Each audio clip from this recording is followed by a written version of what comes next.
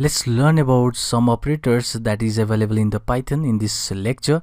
So first of all, as in always, we start with the addition. So we have the addition operator. So you can add any numbers. So this is to add two operands or a unary plus. That can be addition of a single operands. So the next one is a subtraction. So you can do this subtraction. And the next one is a multiplication operator, which is going to multiply the two operands.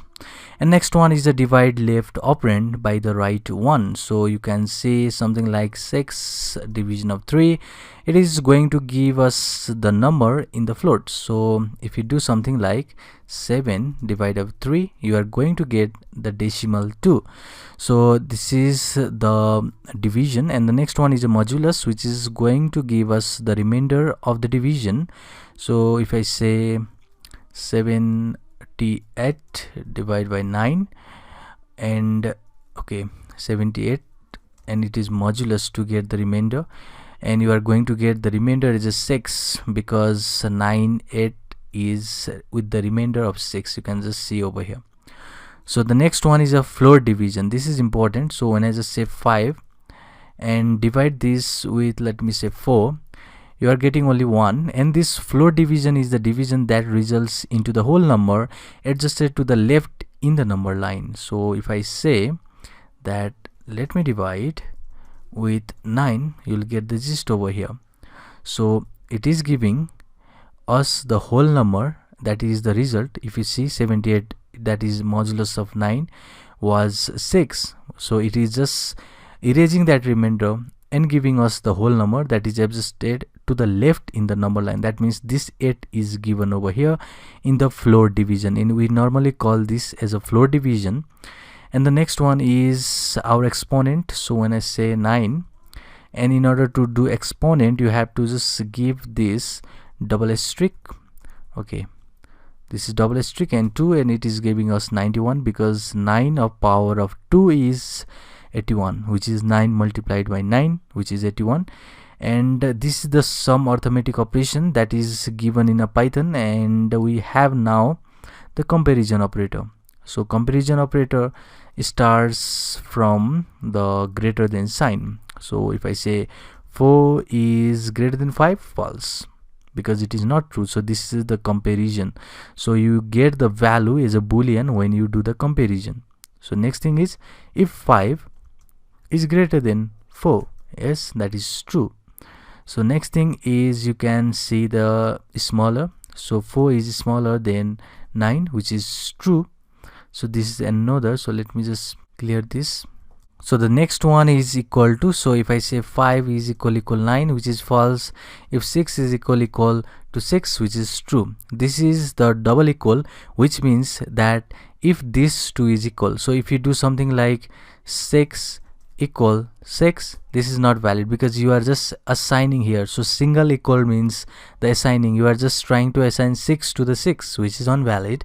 So if you want to check 6 is equal to 6, that means it should be 6 equals 6. If I say something like A and B is 6 and 6, and if I check A is equal to B, it is giving us true because we have a multiple assignment of 6 and 6 to the A and B, and we are checking this condition, which is obviously the true.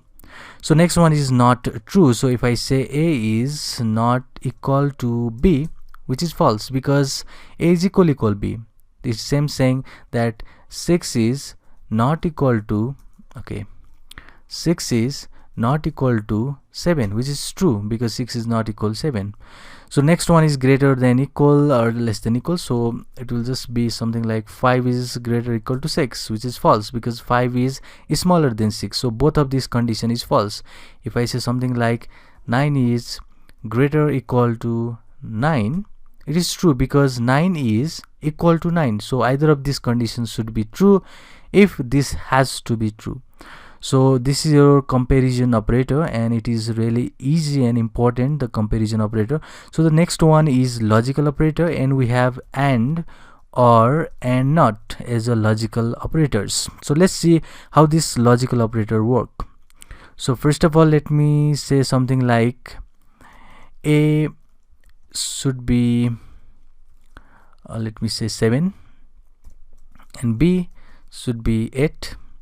So I'm just saying that A is equal, which is basically A equal or greater than 90, and B equal 8.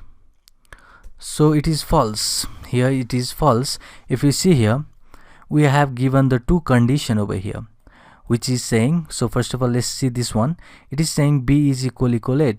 Here the B value is 8 and 8 is equal 8, which is equal. That means you can see this condition over here. When the two number are equal, it is going to give us a true.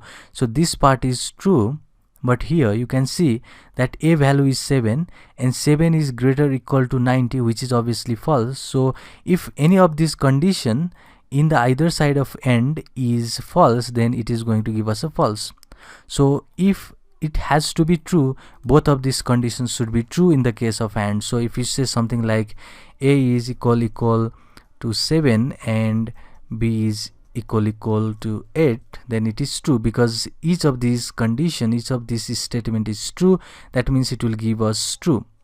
But if it is the case for the OR, I'll say 90 OR now, not AND, and B is equal 8, it is giving us true.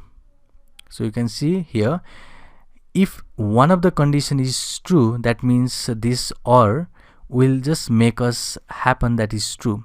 It should not need that each of these conditions should be true. Either of these condition is true. It is saying something like this should be true or this should be true. If any of one of these true, then it is going to give us the true condition. That is for the OR. And in the case of a NOT, you can simply do that something like not of true is false or not of false is true. So this is basically the inverse of whatever you just pass with the not. So this is the case when you just see we have the logical operators. So we have checked here the arithmetic operators, we have checked the comparison operator, we have also learned about the logical operators and OR and NOT operators. They are really important operators. So next thing is to learn about the import statement, which is really easy to use. So in order to do that, let me just create the new file, and over here let me just close this first one. Okay, we have here. So I'll just go to the help and Python docs, which is the document section.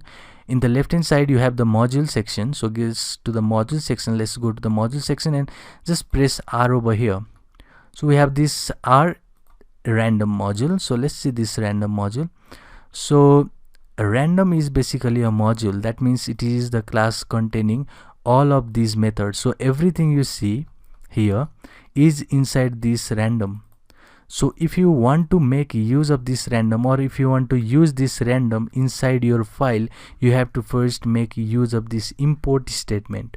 So if you say import and random, you are saying something like random is inbuilt. So this has been created by the Python itself. Computer scientists have created this random module for us. So as a computer programmer, what we need to do is simply use them. So in order to use them, you have to make use of import statement and the module that you want to use. So if you want to use another module, so let's go back, or if you want to just make use of, let me say, any of this module, so you can say, okay, I'm just going over here, and if you want to make use of ABC module, then you'll see simply ABC, and now you can use the methods or all the functions of this ABC module. But for now I'll just say random. And now let's go back to the documentation, and let's go again for this R and random, and let's go down here and see this rand range method.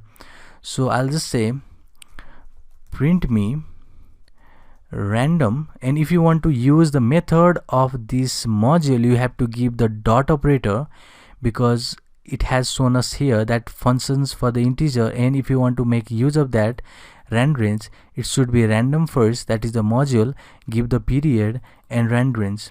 We'll learn about this in the detail when we just touch the classes and object in the Python.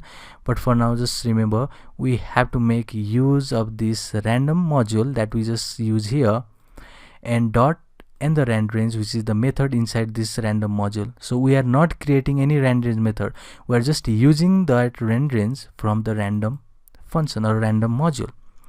So now we have to give certain things inside this rand range. So we have a start, we have a stop, and the step is optional. So anything you see inside this square bracket is optional. So we'll see start and stop. So I'll just say start should be 1, stop should be 6. So let me just print this, and let me save first, and let me just save 5, then we'll see 2. So what we are doing here is we are just creating, every time we run this program, it is generating the number from 1 to 5. Here it should be from 1 to 6, not 5, it should be from 1 to 6. So every time you just run this, new number arises. So every time you run this, okay, new number, and this new number again. So every time you run, it will be 1 to 6. So random is generating us a random number from 1 to 6. So this is the way to make use of this random. So if you just feel that random is too big to just write again over here, you can just give this random as R with this aliasing technique, which is just renaming your module with the name or with custom name, and now you can make use of R. Let's see, let's save this and run again, and it is going to give us a new number over here. So this is the way to import any module. So you can also import your math module. So what if I say import math, which is over here. So let's go to the documentation, and let's see for this random module, or basically math module. So it should be over here, math module, and you can now make use of all of these functions. So what if I just say math.self method, this method over here, then we have to make use of print method and math.ceiling, and let's give some decimal values, and let's save this, press F5, then you would see the ceiling value over here printed as 6. So you can see right here, which is getting us the value of 6. If you see here, the value is 6. So you can say the floor, if you want the 5 value to be printed, it should be math.floor. If you save this and press F5, 5 will be printed, which is the mathematical operation over here, which is saying here math floor, and it will return the floor of x, the largest integer less than or equal to x, which in this case is 5. So this is the way to import your module and call the method of that module using this period. And if you want to just rename this math as yum, you can do that. Now if you just say math.floor, it is not going to work because math has not been defined. You have just renamed this math as yum, so it should be yum now. Let's save this again and press F5, then you will see 5 again. You can also do something like from math module import me, if you want only some function, you can do something like this, from math module import me floor. So if you do this, now you do not need to just type here yum dot, because we have just included the floor method. Now you can simply call that floor method. Let's save this again, press F5, you will see 5 will be printed. But if you do something like yum dot or math dot floor again, it is not going to work because math is not defined, and you have just imported the floor from that math module instead of this math. So you should directly call the floor over here. So this is the way to import the other module from this inbuilt Python prepacks library, which is from this Python documents, and you can make use of all of the functions that is given over there in your Python file. So in the next lecture we'll see more concept of Python. See you in the next one.